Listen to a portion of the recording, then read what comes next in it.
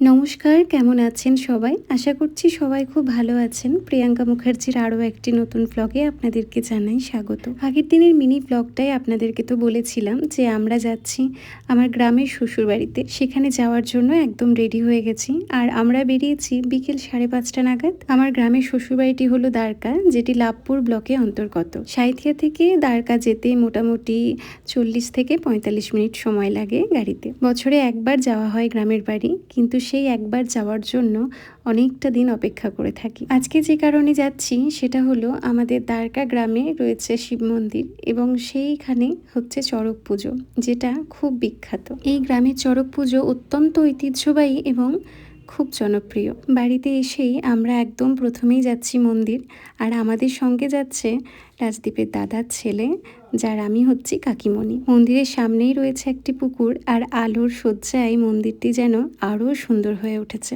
চলুন এবার মন্দিরের ভিতরে যাই।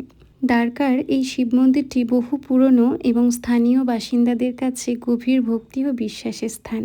প্রতি বছর চৈত্র সংক্রান্তিতে এখানে জাঁকজমকপূর্ণভাবে শিবের গাজন বা গাজন উৎসব অনুষ্ঠিত হয়। এই গাজন উৎসবের মাধ্যমেই বছরের সমাপ্তি এবং নতুন বছরের সূচনা করা হয়। আমরা তো অনেকেই জানি এই গাজন উৎসব তো অনেক গ্রামেই রয়েছে, তাই নতুন করে আমি আর কিছু বলছি না, কিন্তু আমাদের এই গ্রামের গাজন উৎসব যারা দেখেছে তারা সত্যিই খুব নাম করে। আচ্ছা, এই এত সুন্দর মন্দিরের মালিকটিকে এবার আপনাদেরকে দেখাই। এই যে স্বয়ং মহাদেব এখানে আবির্ভূত হয়েছিলেন। ভক্তরা দলে দলে আসছে মন্দিরে এবং প্রণাম করছে। আরতি হলো।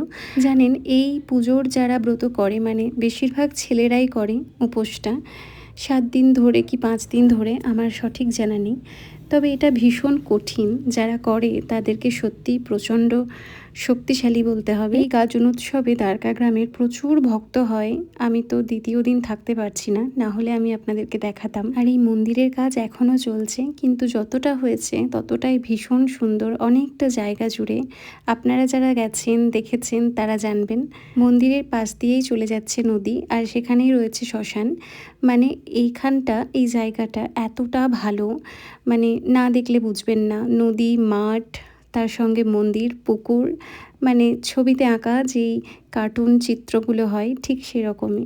আর এই ছোট্ট খুদেটার নাম বলি, ওর ডাক নাম ঘনা এবং ভালো নাম হলো প্রদীপ্ত।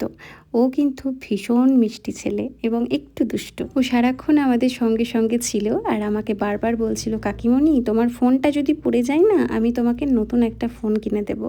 তো আমি অপেক্ষায় থাকলাম, ঘনা তুই বড় হবি তারপরে আমাকে একটা ফোন কিনে দিবি।